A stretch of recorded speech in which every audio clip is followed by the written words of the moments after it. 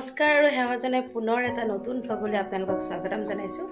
আৰু মই আছোঁ আজি পাকঘৰত। আৰু পাকঘৰত থকা মানে বুজাইছে যে মই আপোনালোকক আজি কিবা বনাই দেখুৱাম। বৰ ডাঙৰ এটা বিশেষ ৰেচিপি নহ'লেও খুব সাধাৰণ সৰু ৰেচিপি এটা। কি হয় জানেনে? কুমলীয়া ঔটেঙাৰ ভাজি। আৰু মই আজি আপোনালোকক দেখুৱাম সৰু কুমলীয়া ঔটেঙাৰ ভাজি মই কেনেদৰে বনাইছোঁ। আহকচোন। গৰমকালি এনেও প্ৰত্যেকৰ ঘৰত টেঙা জনপ্ৰিয়, তাতে আকৌ ঔটেঙা। বৰ্তমান কুমলীয়া ঔটেঙা বজাৰত প্ৰায় পোৱা যায়, আপোনালোকেও আনিব। প্ৰথমতে টেঙাটো মই ডাঙৰ টুকুৰাকৈ কাটি ল'লোঁ আৰু তাৰ ভিতৰত থকা গুটিবিলাক আঁতৰাই দিলোঁ।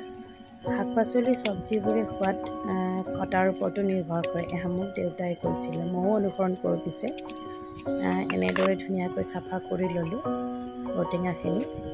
এই যে বিজলুৱাখিনি আছে, এইখিনি ডাঙৰ ঔটেঙা হ'লে চুলিত লগাব পৰা গ'ল হয়, কিন্তু সৰু ঔটেঙা সেয়েহে কামত নাহিব। তাৰপিছত এইখিনি সৰু সৰুকৈ এনেদৰে কাটি ল'লোঁ, মিহিকৈ কাটিলে ভাল হয়। তাৰপিছত মই কেৰাহীখন গৰম হ'বলৈ দিলোঁ। এখন কেৰাহীত তেল দিলোঁ।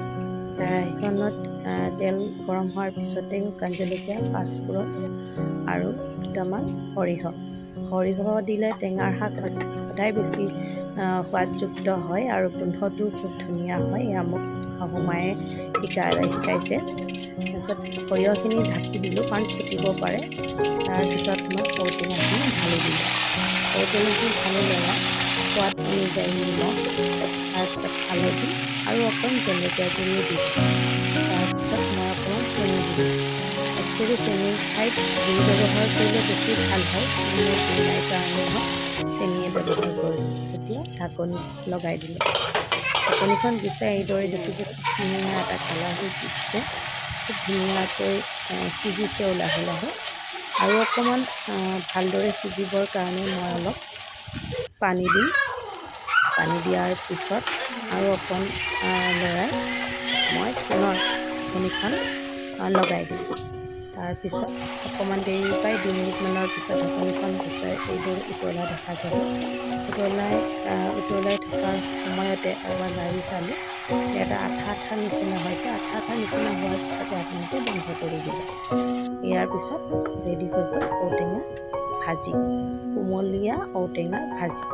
আৰু এইদৰে আপোনালোকেও বনাই চাব। মই জানো প্ৰায়বিলাক লোকেই এনেকুৱা ধৰণৰ বনাই খায়, আৰু মই আজি মোৰ ষ্টাইলত বনাই দেখুৱালোঁ। আপোনালোকৰ কেনেকুৱা লাগিল মোক জনাবচোন। লগতে মোক সদায় এনেদৰে ছাপোৰ্ট কৰি থাকিব বুলি আশা কৰিলোঁ। ধন্যবাদ।